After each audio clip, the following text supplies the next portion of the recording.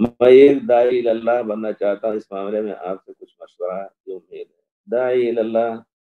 اللہ تعالیٰ بنائے آپ کو، کوئی ضروری نہیں کہ آپ بڑے بڑے مسائل میں دخل دیں۔ اگر آپ تاجر ہیں، اگر آپ کسی ڈاکٹر ہیں یا کسی بھی غیر شرعی علوم کے حامل ہیں، تب بھی آپ کے اوپر ضروری ہے کہ آپ دعوت دیں۔ ہم تو یہی کہتے ہیں، اسی سے تو صحابہ کرام میں اصلاح ہوئی کہ ہر ایک جو چیز صحیح سمجھتا تھا لوگوں کو بتاتا تھا۔ اسی وجہ سے صحابہ پیارے رسول کے پاس حاضر ہو کر کے اور علم سیکھتے تھے، حاضر ہو کر کے علم سیکھتے تھے، اور جو لوگ حاضر نہیں ہو پاتے تھے اپنے ساتھی کے ساتھ باری باندھ رکھتے تھے کہ میں تمہاری بکری چراؤں گا آج، اور اپنی بکری اور کام کروں گا تمہارا، جا کر کے پیارے رسول کے پاس بیٹھو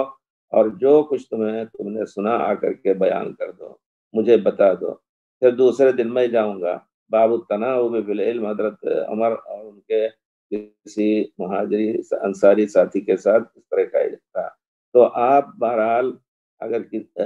علم شرع سیکھ رہے ہیں تو آپ چلتے رہیں یہاں تک کہ اللہ کے فضل سے علم میں زیادتی ہو، اور اگر شرعی علوم نہیں سیکھ رہے ہیں لیکن کم سے کم اتنا ہے الحمدللہ کہ آپ اللہ کے جانتے ہیں، اللہ کے رسول کو جانتے ہیں، صحیح عقیدہ آپ کے اندر ہے، تو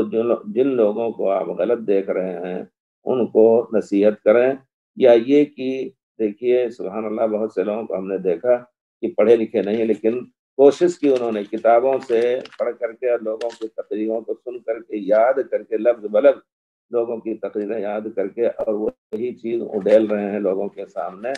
اور باقی اور دوسرے مسائل میں فتویٰ میں دخل نہ دیں۔ یہ بہت بڑی دعوت ہے اللہ تعالیٰ کی۔ اور اگر اس معاملے میں اور آپ چاہتے ہیں تو اللہ نے اگر آپ کو روزی کی فراخی دی ہے، فراخی دی ہے، کشادگی دی ہے،